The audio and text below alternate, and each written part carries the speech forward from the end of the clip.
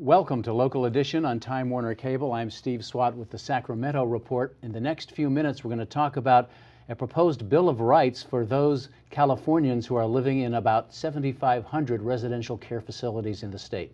My guest this segment is Bob Wieckowski, who is a member of the State Assembly from Fremont. Thanks for being with us. You're welcome, Steve.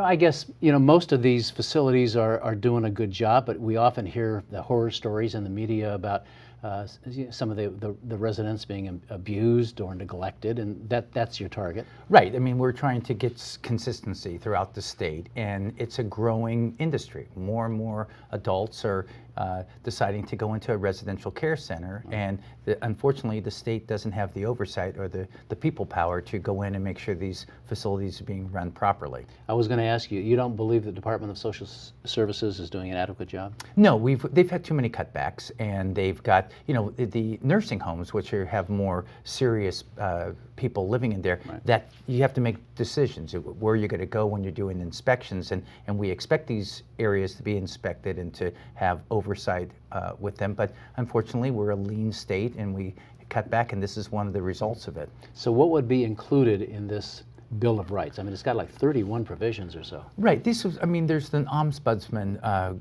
group that works here, and they've looked at the nursing care facility, and they've come up with a right, basically a right to your privacy, a right to your financial independence. I mean, we found out that some of these homes will make you sign a power of attorney, so you turn over all the decision making on what you're financing, and there's an obvious conflict of interest.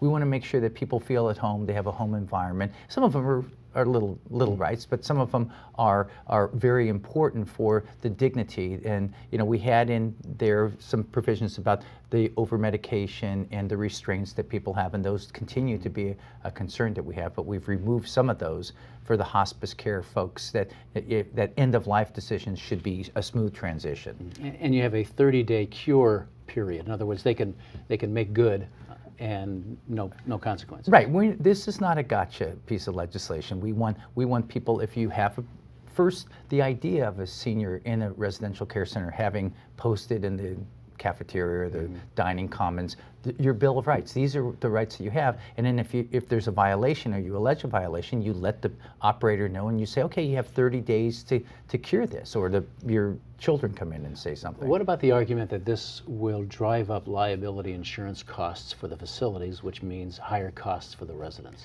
Well, again, the key for me is this 30-day cure, because if there's more people going in there, we want all the facilities to be super. The people are going to be choosing where they're going to go. Obviously, the operators want you to choose their facility. So if we raise the whole floor up for everybody, and there's no, these incidents where somebody has bed sores that are gigantic, or they're being abandoned, nobody wants their mom or their aunt to be neglected in these cases. So I think that this better operation will take care of that versus litigation. But don't you think there might be excessive litigation, or at least an increase in litigation? Well, I mean, these are people that move into this don't want to mow their lawn. I mean, they're looking for, this is the latter years of their life, so they don't go in there with I'm going to sue you. So I think that there's a balance. There may be some, but that'll keep everybody honest. And I think if you do have a case that's brought and it has merits, then that will raise it for everyone. All right. Well, we're out of time for this segment, but Assemblyman Wieckowski, thanks for coming by talking about this very critical issue for a lot of people in California. We'll watch its progress as it moves through the Senate. Thanks for being here.